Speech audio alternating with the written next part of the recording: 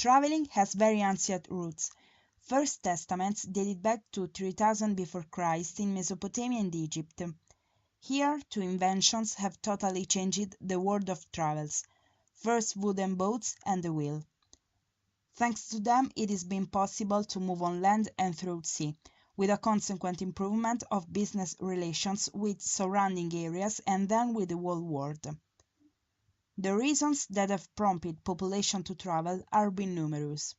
For visiting holy places, taking part in religious parties, for business reasons, but even just for pleasure.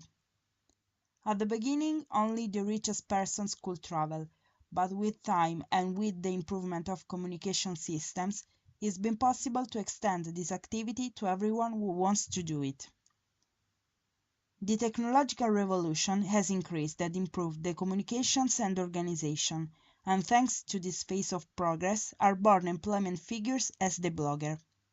Among the most famous bloggers of the web, there is Andrea Fabiani with his Snap Italy, who chooses to share with people all the most important events in Italy. He talks about more or less serious events, curiosities, and interviews to the most interesting personalities. Among these ones, Edoardo Massimo Del Mastro, a travel blogger from Frascati near Rome that I follow on Facebook for several years and have chosen to live with him for Iceland on June. Edoardo has inspired me on writing this thesis, and I've known him through his public page Mente Nomade. He is an artist. He loves traveling, but especially he loves to tell people and share with them his experiences. Edoardo, in his blog, talks about his travels with videos, photos, thoughts, and writes up, and he gives the possibility to his followers to do the same with him. His name, Mente Nomade, in English Nomadic Mind, is the perfect description of his lifestyle. A head and a body in continuous movement, like the nomads, around the world without a fixed abode. Edoardo is a person suffering from Wanderlust syndrome, and for that reason he is one of the happiest persons that I've ever met. Often people ask to the travel bloggers, how do you do? It is simple to reach the first level. It's enough starting a blog, going on Blogspot or better, on WordPress. Have on your mind an engaging name, being able to write and start it. That's all. Nowadays, seems that to define yourself a travel blogger is enough just this little list of things. Informing myself, I understand that to turn this hobby into a real job, people need something more. First of all, the perseverance and tenacity. Obviously, is needed also a good dose of passion, but often our spares of passions are not so long-lasting.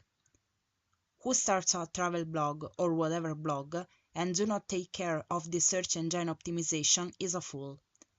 The search engine optimization is the ABC for a blogger. Knowing what you want to write on a blog is important, like knowing how to write it. Knowing how works the search engine optimization, the Google penalizations, duplicate text and keywords are very important things of this job. If an incredibly interesting post is written but nobody reads it because it's not well positioned, it has no comparison. If the same post is well positioned, it can be read by anyone, even if it is not written in a good way. A travel blogger starts from a blog, and then he writes on social networks, never the contrary. At least for who wants to turn it into a real job. Every blogger has visits on his site thanks to the search engines, and not thanks to the social networks. Facebook and Twitter are undoubtedly useful, but without a good base, social networks are useless.